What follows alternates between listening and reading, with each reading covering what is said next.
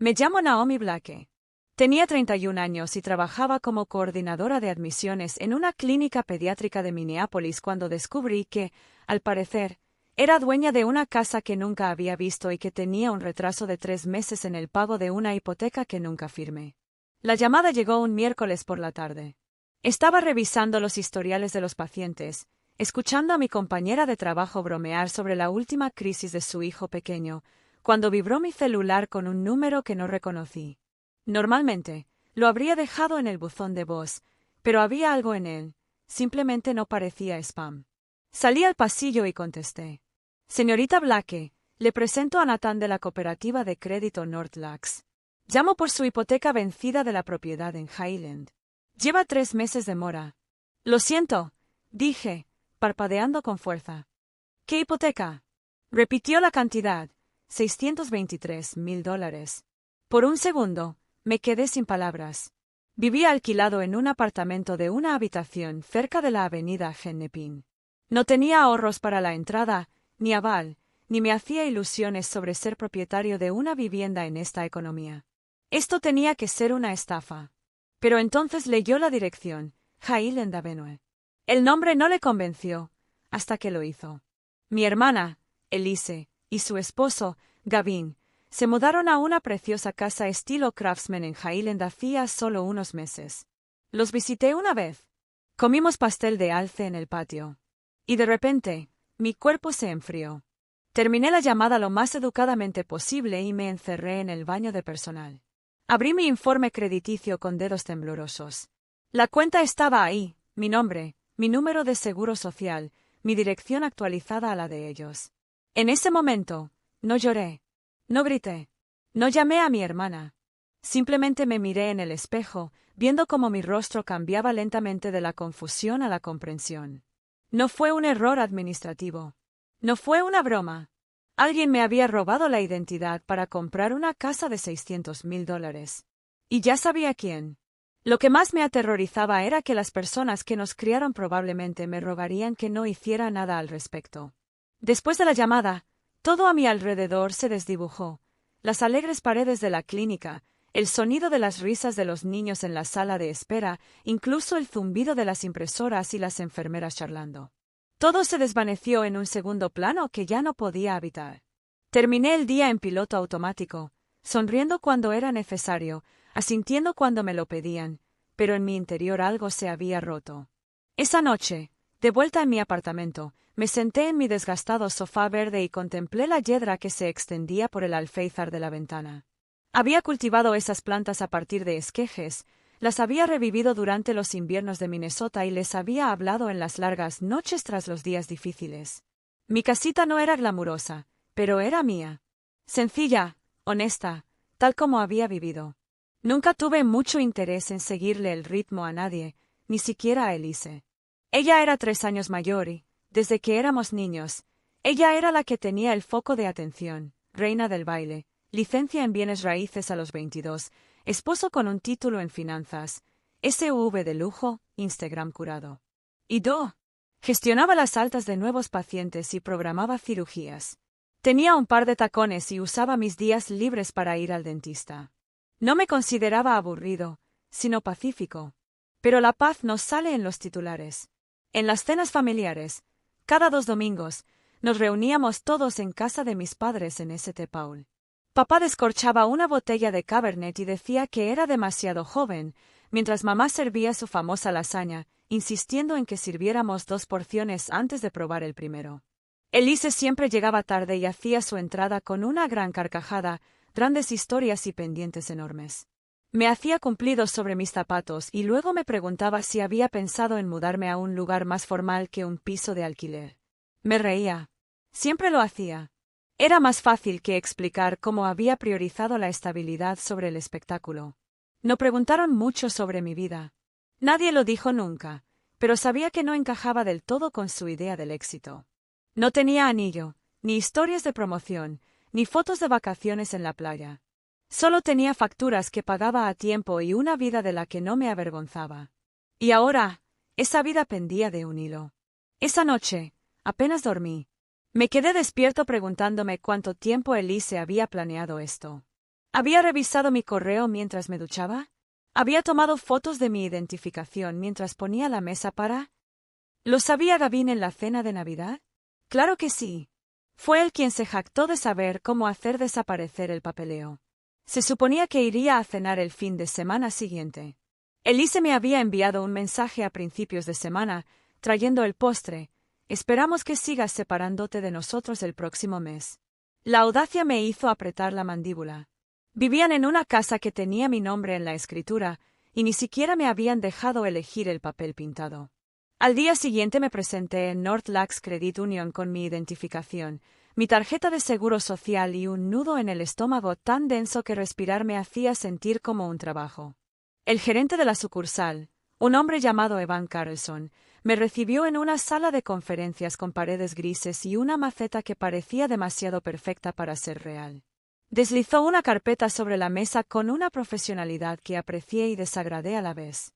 Dentro había documentos de préstamo, declaraciones de cierre, estados de resultados, todo con mi nombre, mi dirección y una firma que casi parecía la mía.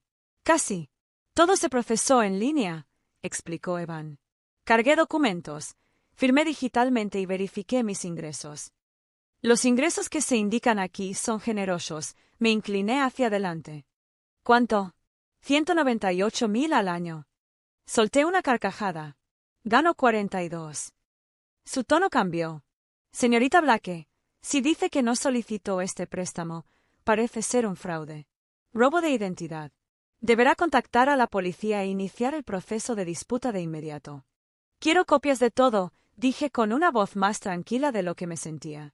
Al salir del banco, agarré la carpeta como si fuera un detonador. No volví a casa. Conduje hasta una cafetería en un centro comercial, pedí un café solo que no tomé y empecé a leer cada página como si me contara cómo mi hermana se había convertido en una desconocida. Los días siguientes se entretuvieron con llamadas telefónicas y rabia silenciosa. Presenté una alerta de fraude a las agencias de crédito. Mi puntaje, que antes era de 726, se había desplomado a 542. No solo había morosidad en hipotecas, sino también una línea de crédito con garantía hipotecaria, 3 tarjetas de crédito al límite de su capacidad y un préstamo personal, todo a mi nombre. Todo vinculado a una dirección de correo electrónico con una diferencia de unos pocos dígitos, naomiblake.mpl@gmail.com en lugar de Naomi. Fácil de pasar por alto. Fácil de justificar, a menos que supieras exactamente lo que hacías. Empecé a buscar pruebas, del tipo que no se pueden tomar a risa mientras se toma vino en la cena. El esposo de una compañera de trabajo trabajaba en análisis forense digital y me señaló a un analista de escritura a mano, quien comparó las firmas de la hipoteca con copias de mi firma real de mi licencia de enfermería y del contrato de arrendamiento. Son falsificaciones, dijo. Ingeniosas, pero falsificaciones. Alguien estaba siendo cuidadoso. Demasiado cuidadoso. ¿Podría usted dar fe de ello?, pregunté. Pude.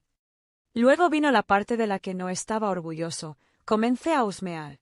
Técnicamente no tenía derecho a revisar el historial financiero de Elise, pero sabía dónde buscar grietas. Su Instagram puede haber mostrado champán y sombreros de verano, pero también mostró demasiadas vacaciones para una pareja que supuestamente acaba de degradar sus carreras. Una amiga mía de la universidad trabajaba en un concesionario de lujo en el centro. Recordó que Elise vino a alquilar un Mercedes nuevo. Se veía increíble, dijo mi amigo, pero cuando revisaron su historial crediticio, la solicitud fue rechazada. Gavin tuvo que pagar en efectivo. Ese mismo amigo se inclinó y agregó, no parecía entusiasmado con eso. Su matrimonio, que en su día fue un artículo de moda en el álbum de recortes sociales de nuestra familia, se estaba desmoronando. Pero lo que más me sorprendió no fue el dinero sino la intención. No solo estaban tomando prestado a mi nombre. Me estaban preparando para el colapso.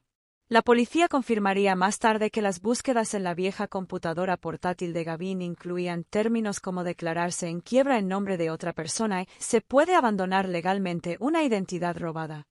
Eso no fue desesperación, fue estrategia. Al final de la semana, había reunido lo suficiente para presentar un caso, no solo ante las autoridades, sino ante las personas que me habían enseñado que la familia es lo primero. Y aún así, Dudé. No porque no creyera que merecían consecuencias, sino porque lo supe en el momento en que dije la palabra policía. La gente que nos amaba a ambos me pedía que me quedara callada. La cena del domingo fue lasaña, como siempre. Mi madre me había enviado un mensaje de texto la noche anterior preguntándome si quería que recogiera ese pastel de alce que me gustaba de Sage y Willow. Le dije que no se molestara. Elise ya lo tenía. El postre estaba cubierto, por supuesto. Pasé casi una hora vistiéndome, no porque me importara cómo me veía, sino porque quería sentirme fortalecida.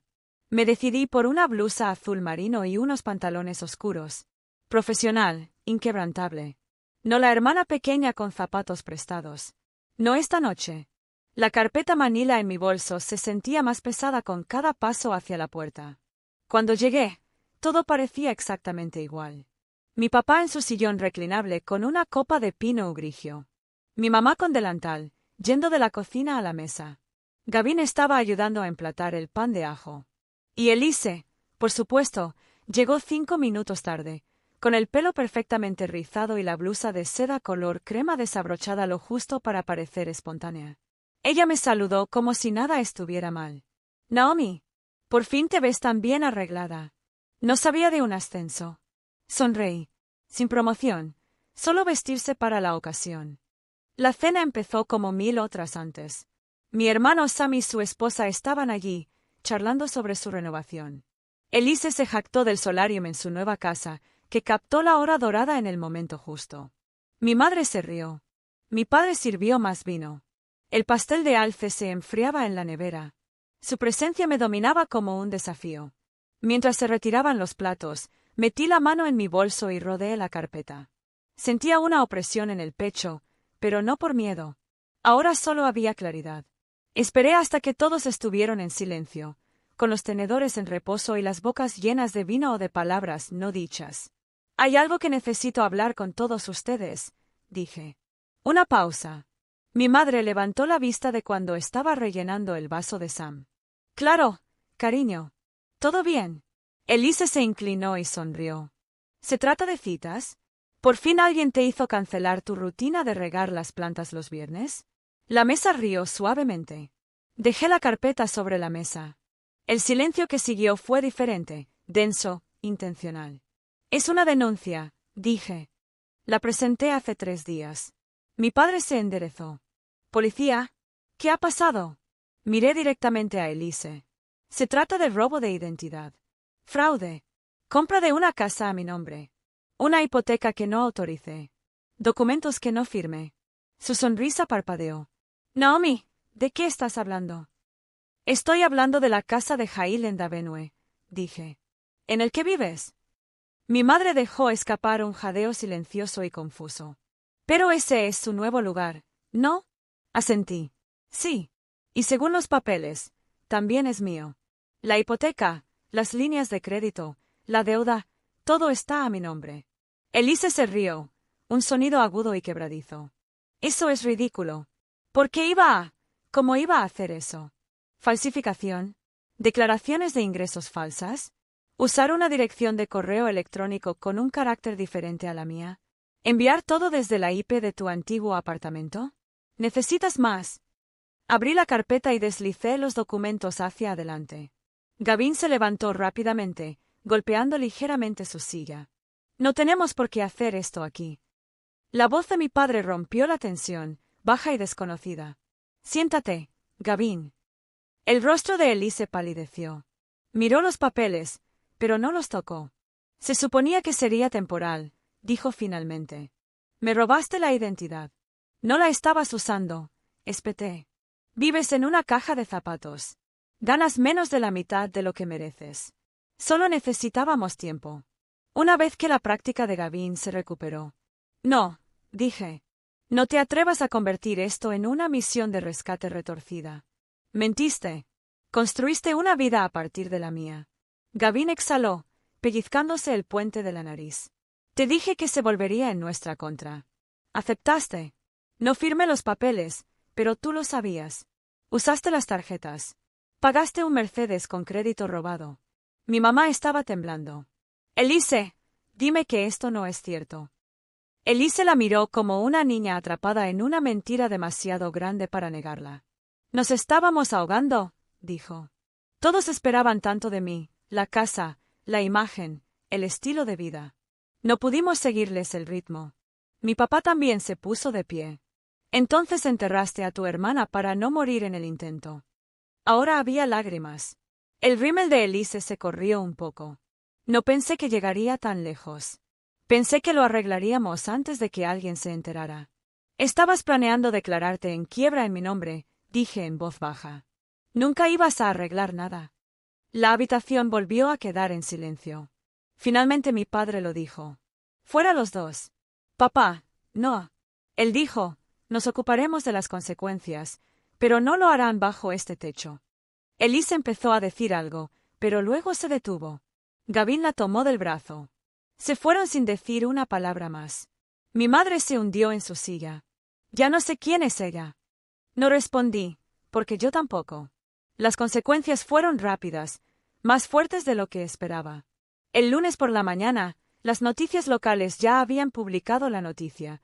Un destacado agente inmobiliario y asesor financiero estaba siendo investigado por robo de identidad. El artículo no mencionaba mi nombre, pero sí la dirección, y cualquiera que hubiera estado sentado a nuestra mesa podía atar cabos. Los mensajes me llovieron. Un primo con el que no había hablado en 3 años me envió un mensaje.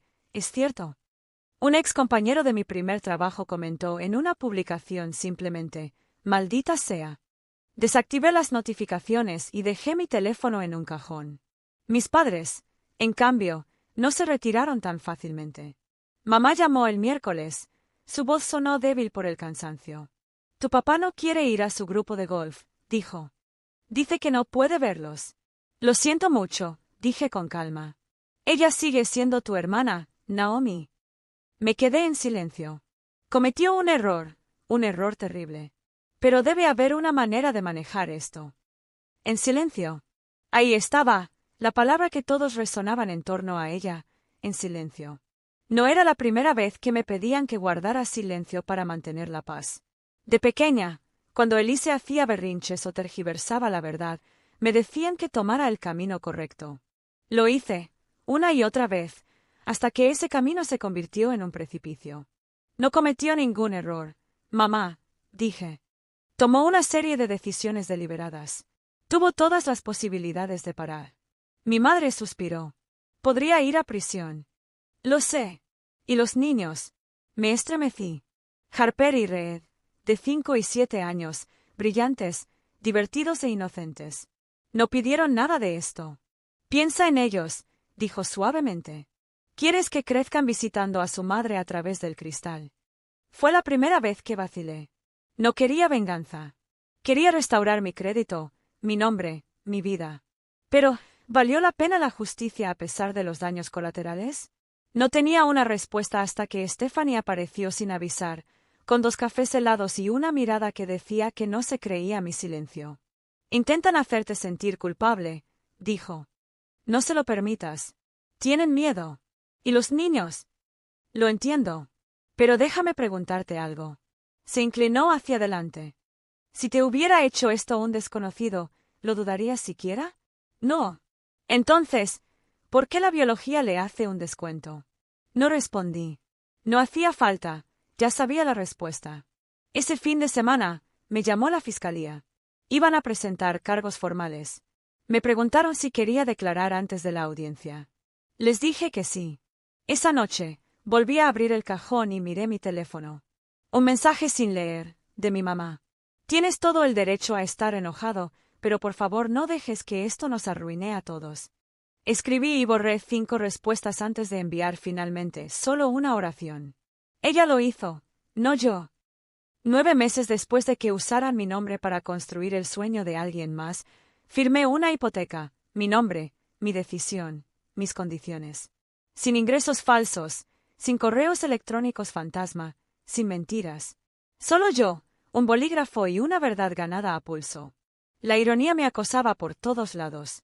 Mi hermana había usurpado mi identidad para comprar una vida que no podía permitirse, y ahora yo estaba haciendo precisamente lo que, según ella, no aspiraba a alcanzar.